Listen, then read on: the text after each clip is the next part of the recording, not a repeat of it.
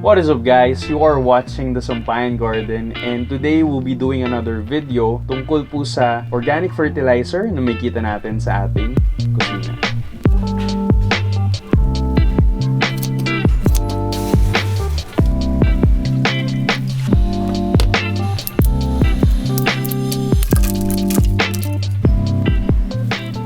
In this video, ipapakita ko po sa inyo ang tatlong paraan sa paggamit ng balat ng saging sa ating mga halaman. Pero before we dive into that, alamin po muna natin kung ano nga ba ang mga nutrients na makikita natin sa balat ng saging. Sa paghahalaman po, meron po tayong tinatawag na NPK. Ito po yung mga macronutrients na kailangan ng ating mga halaman. N stands for nitrogen, P stands for phosphorus, and K stands for potassium. At ang NPK ratings po ng banana peel ay ito. Unfortunately, wala po tayong makikitang nitrogen sa balat ng saging. Pero meron po itong 25% phosphorus at mataas na potassium content which is 42%.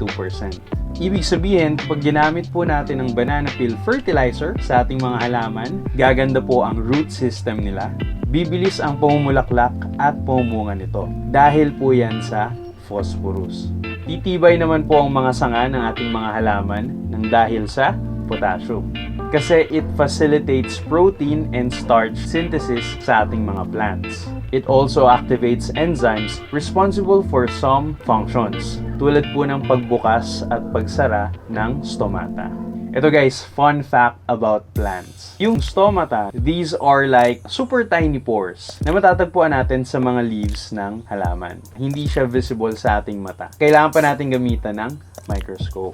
Doon po sa stomata, doon po nangyayari yung gas exchange ng mga halaman. Doon po sila nag-absorb ng CO2 o yung carbon dioxide sa kanilang paligid. And doon din po sila nagre-release ng oxygen na produce ng ating mga halaman or ng mga puno. Kumbaga, kung ihahalin tulad natin sa tao, baliktad naman. Kung tayo, we breathe in oxygen, tapos we breathe out carbon dioxide. Sa mga puno naman, they absorb carbon dioxide and then they releases oxygen.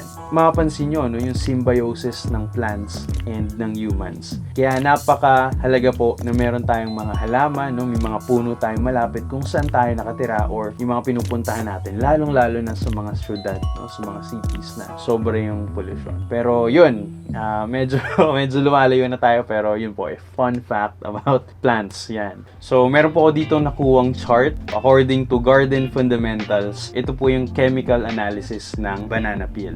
Bukod po sa macronutrients, meron din po tayo makikitang micronutrients tulad ng manganese and calcium. Okay, so ayun po. Ngayon na nalaman na natin yung nutrients na makukuha natin sa balat ng saging. Simulan na natin yung tatlong paraan kung paano ito gamitin sa ating mga halaman.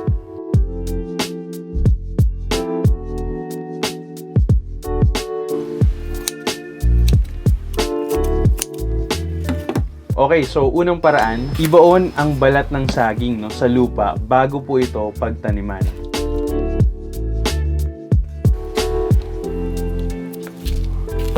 O kaya naman, kung meron na tayong existing plant, pwede po tayong gumawa ng hukay malapit sa plant tapos ibaon po doon yung balat ng saging. So pwede nyo pong gupit-gupitin para mas madaling ibaon or pwede rin naman isang buong saging. Basta hindi ganun kalaki. Basta, you have to make sure na kapag nagbaon po tayo ng balat ng saging sa lupa, malalim po siya. Kasi kapag mababaw, maaring langgamin ito, ma-detect ng mga insekto, pumugaran po ng mga insekto. This is a slow release method. Ibig sabihin, kailangan po pong ma-decompose ng balat ng saging para ma-absorb ng plant yung nutrients. Ngayon, dumako naman tayo dun sa pangalawa. This one is another slow release method. Ang kailangan po natin gawin ay ibilad po sa araw yung mga balat ng saging. One full day of sun or kung mas matindi naman yung init, parang hindi mo na kailangan ng isang buong araw. Kailangan lang po, pag kinuha natin siya, malutong na siya. Yung para siyang crispy na, tuyong-tuyo na siya. Although kapag wala namang araw, pwede naman tayong gumamit ng oven. Kaso, hindi ko lang po alam yung tamang temperature kung paano i-toast. Basta, wag naman po yung sunog na sunog. Matuyo lang siya, yung balat mismo ng saging. Kapag na-bilad nyo na po or na-oven toast nyo na po yung balat ng saging, ang susunod po natin gagawin ay didikdikin po natin siya or i-blender. So dahil wala pa po akong pandikdik, blender na naman ang gagamitin natin.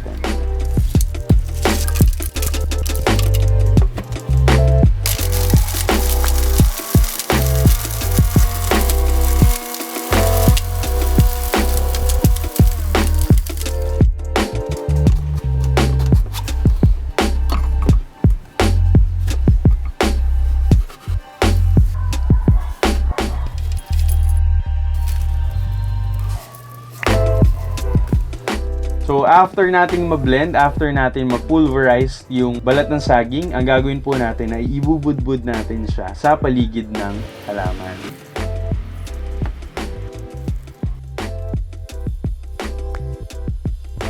Or katulad ng unang paraan, pwede nating ihalo sa lupa bago natin pagtaniman. O kaya naman kung merong existing plant na po kayo na gustong gamitan ng fertilizer na to, gumawa lang po ng hukay sa gilid malapit sa plant and then dun po ibaon or dun po ilagay yung tuyong balat ng saging.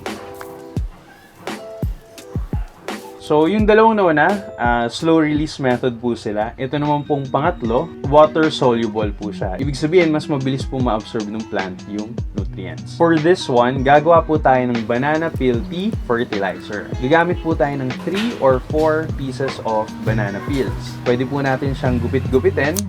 Pwede namang hindi na rin. So, ilalagay po natin siya sa isang container. It doesn't matter if it's plastic or glass. Kapag nailagay na po natin yung banana sa loob ng ating container, lalagyan naman po natin siya ng tubig. So tubig, pwede po yung gumamit ng normal tap water. Pero kung nangongolekta po kayo ng rainwater, mas maganda po kasi mas makakatipid po kayo sa tubig. Basta guys, make sure na nakalubog yung mga banana peel sa tubig kasi kapag hindi, magkakaroon po ito ng mga molds at masisira po nito yung whole process na gagawin natin. Ibabad po natin to for at least 24 hours. Yan, kung mas gusto nyo mas matagal sa 24 hours, wala naman pong problema. Basta make sure na hindi po siya magkaka-molds. Ayan. Makalipas ang isang araw, pwede na po natin gamitin ang ating banana peel tea fertilizer. Salain lang po natin yung tubig na pinagbabara ng banana peel at pwede na po nating spray sa ating mga halaman. So, pwede nyo po itong gamitin once a week. Pwede pong spray and pwede rin naman pong diretso dilig na sa lupa. Ayun. So ano naman pong gagawin natin dun sa mismong banana peel na ginamit natin dito sa paggawa ng tea? Ako po, ang ginagawa ko po para zero waste pa rin tayo dito sa ating garden, kinakat ko po siya into smaller pieces and then nilalagay ko po siya sa aking compost. Ngayon, kung meron po kayong vermiculture or BSF, pwede nyo rin pong ipakain sa kanila. Before we end this, I just wanna share a trivia about banana trees. Did you know that banana tree is not actually a tree? Na. Yan. Tama po, yung puno po ng saging ay hindi po puno at all. Bagkus, they are considered as giant herb. Kasi ang plant po, to be considered as a tree, dapat meron po itong wood property. Dapat merong trunks, stem, branches, ganon. Kaso yung puno ng saging, wala pong ganon. Kaya po, kino-consider po siya as giant herb. And in some places po, ang tawag po dyan ay banana plant, hindi po banana tree. No, they are not related sa palm tree or yung mga coconut tree kahit parang medyo may similar characteristics sila, pero hindi po. Mas related po sila sa ginger. Yan. Ang weird, or parang ewan ko. So, if you want to know more about this trivia, meron po akong nilagay na link sa description tungkol dito. Pwede nyo po yung basahin doon. Alright, so sana po may natutunan po kayo sa video na ito. And kung meron po kayong mga questions, suggestions, or anything na gusto pong sabihin sa akin, huwag po kayong mahiya mag-comment. Re-replyan ko po kayo as soon as possible. And kung nagustuhan nyo po itong video na ito, please don't forget to hit the like button. Share this video to your friends and family or sa inyong mga social accounts yun, if you want lang naman. Yun. And kung hindi po kayo nagsusubscribe sa aking channel, guys, please hit the subscribe button and hit the notification bell para ma-update kayo every time na mag-upload ako ng bagong video. So, ayan po. Maraming salamat po ulit sa panonood, mga walang sawang suporta and nagko-comment. So, see you again on my next video. Maraming salamat ulit and God bless you.